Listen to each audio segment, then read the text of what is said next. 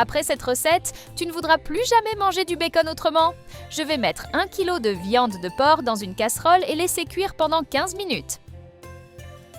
Ensuite, on va couper en longues tranches, de cette manière, comme je suis en train de le faire.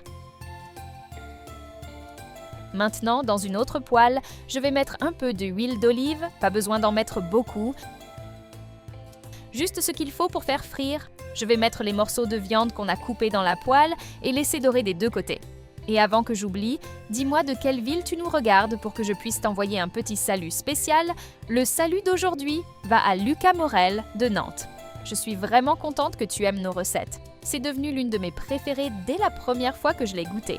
C'est très facile, pratique et rapide à faire. Il n'y a aucune raison de ne pas le préparer chez toi.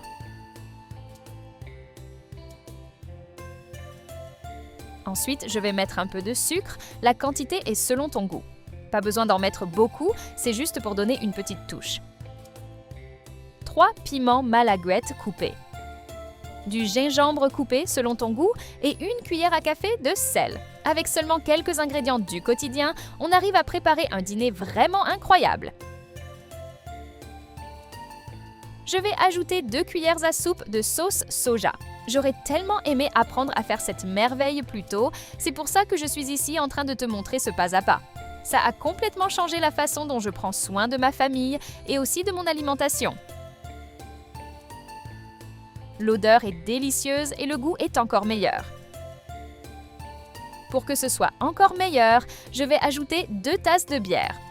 Couvrir et laisser cuire pendant 10 minutes. C'est une excellente option pour les jours où tu ne peux pas passer beaucoup de temps en cuisine avec des recettes compliquées, à la place avec peu d'ingrédients. Fais cette viande de porc irrésistible. Tu n'as pas besoin de sortir de chez toi, ni de dépenser beaucoup d'argent pour avoir un dîner digne d'un restaurant 5 étoiles. J'ai appris à faire ça avec un chef italien mondialement connu. Malheureusement, je ne peux pas révéler son identité parce qu'il m'a fait promettre de garder le secret, mais je suis sûre que vous avez déjà mangé quelque chose préparé par lui sans même le savoir.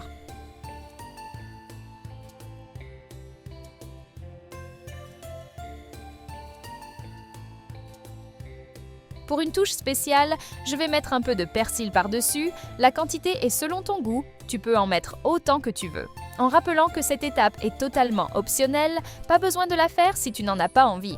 Je n'ai aucun doute que ça va entrer dans ta routine, comme c'est déjà entré dans la mienne. C'est tout simplement impossible de n'en manger qu'un peu, tellement c'est bon une fois prêt. Ma famille est toujours très heureuse quand j'en fais. Si tu ne crois pas ce que je te dis, essaie et reviens ensuite ici pour me dire comment ça s'est passé.